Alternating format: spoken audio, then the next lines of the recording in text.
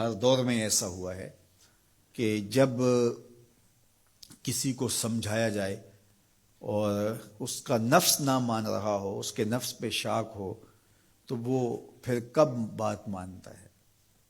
جب میرے حضور نے لوگوں کو سمجھایا کہ تم غلط راہوں پہ ہو تو وہ ماننے کے لیے تیار تھے، لیکن کیا یہ کہہ کے راستہ فرار کا اختیار کیا گیا کہ یہ دور نہیں رہا کہنے کا ٹھیک ہے اپنی مرضی جائیں جہنم میں؟ کہا نہیں، تم مانو نہ مانو میں تمہاری دہلیز تک پہنچ کے اللہ کا پیغام پہنچاؤں گا۔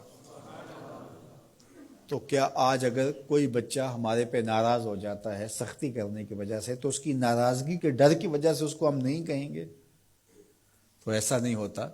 وقتی طور پہ اگر اس کو سمجھ نہیں بھی آ رہی، لیکن ایک وقت آئے گا وہ سمجھے گا کہ میرا خیر خواہ یہ تھا۔ وہ استاد، وہ مربی ہمارے جنہوں نے سختی کی ہمارے اوپر، اور پھر آج ہم کسی منزل پہ اگر پہنچے تو ہم ان کے شکر گزار ہوتے ہیں کہ نہیں ہوتے؟ کہ فلاں استاد فلاں زمانے میں بڑی سختی کی، لیکن ہم پڑھے ہی اس کی وجہ سے ہیں۔ تو ماں باپ سختی کرتا ہے، بچپنے کی عمر، لڑکپن کا زمانہ، تو اولاد کو بعض کا ماں باپ کی باتیں جو ہیں وہ اچھی نہیں بھی لگتی، لیکن ماں باپ کا ایک حیا ادب ہوتا ہے تو قبول تو ان کو کرنا ہی پڑتا ہے۔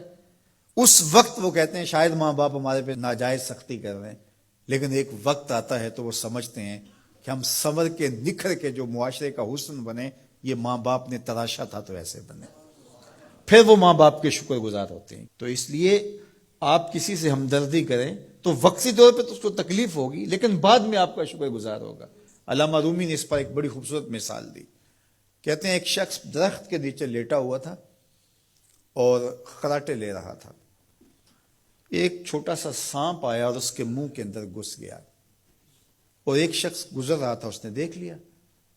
وہ بڑا پریشان ہوا کہ اگر میں نے اس کو بیدار کر کے کہا کہ تیرے اندر سانپ گھس گیا ہے تو یہ خوف سے مر جائے گا، اب کیا کروں؟ تو اس نے ایک چھڑی سے اس کو زور سے مارا، وہ ہڑبڑا کے اٹھا۔ کیا ہوا؟ اس نے ایک اور چھوڑی، اس نے بھاگنا شروع کر دیا، وہ بھی اس کے پیچھے بھاگنے لگا۔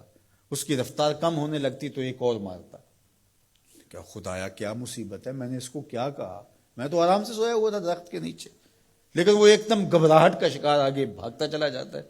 آگے کوئی باغ آ گیا تو اس میں فروٹ لٹک رہا تھا، تو کہا کہ کھاؤ۔ عجیب آدمی ہے، مارتا ہے اور کہتا ہے کھاؤ۔ اس نے کھایا، کہا اور کھاؤ۔ اس نے کہا بابا بس میری بس ہو گئی، کہا نہیں اور کھاؤ۔ اس نے اور کھایا۔ ساتھ جو ہے وہ پانی کا کنواں تھا، کہا یہاں سے پانی پیو۔ اس نے تھوڑا سا پانی پیا، اس نے زور سے ڈنڈا مارا، اور پیو۔ اس نے اور پی لیا۔ رومی کہتے ہیں کہ وہ بندہ بڑا حیران کہ عجیب میرا دشمن ہے، کبھی مارتا ہے، کبھی پھل کھلاتا ہے، کبھی پانی پلاتا ہے۔ اس نے کہا میرے سے اور نہیں پیا جاتا۔ اس نے کہا پیتا ہے کہ نہیں؟ ایک اور چھوڑی۔ تو اس نے اور پانی پی لیا، کہا چلو دوڑو۔ جب بندے نے کچھ کھایا ہو تازہ تازہ اور دوڑے تو پھر جو حالت ہوتی ہے وہ آپ سے مخفی نہیں ہے۔ تو پھر دوڑنے لگا، تو آگے جب گیا تو کوئی ٹھوکر لگ گئی۔ پانی پیا تھا بھرپور اور فروٹ کھایا تھا، اور پہلے بھی دوڑ بھاگ کے آیا تھا، اب بھی دوڑنا شروع کر دیا، اور پیچھے سے جو ہے وہ ہاتھ میں ڈنڈا پکڑا، اور وہ رحم کاری نہیں رہا۔ تھوڑا سا ڈھیلا ہونے لگتا ہے تو زور سے مارتا۔ دوڑتے ہو کہ نہیں دوڑتے؟ تو ٹھوکر لگی، گرا، ساتھ ہی کہہ آئی اور سانپ نکل کے باہر آ گیا، اور وہ لہراتا ہوا جا رہا تھا۔ اس نے اس کو پکڑ کے سینے سے لگا لیا، کہا میں تیرا دشمن نہیں تھا، لیکن تیرا علاج یہی تھا، تو میں نے تجھ کو اتنا مارا ہے، میں تجھ سے معذرت کرتا ہوں۔ اس نے کہا میں تیرے سے معذرت کرتا ہوں جو مجھے تیرے پہ غصہ آتا رہا، اس لیے کہ تو میرا خیر خواہ تھا۔ جب حقیقت سامنے آتی ہے تو پھر پتہ چلتا ہے کہ کون کسی کا خیر خواہ ہے اور کون کسی کا دشمن ہے۔ اس لیے خیر خواہی کے جذبے کے ساتھ، الدین والنصیحہ، دین ہے ہی خیر خواہی۔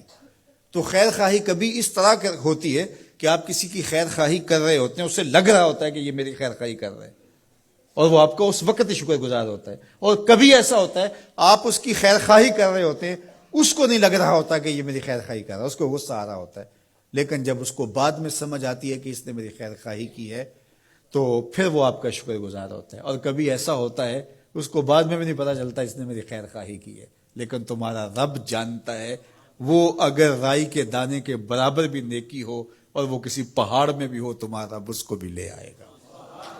اس لیے لوگوں کے ساتھ حسن سلوک کرو اور نیکی کا حکم دو، لوگوں کی بہتری کا سوچو، تو اس سے تمہارا رب تم سے راضی ہوگا۔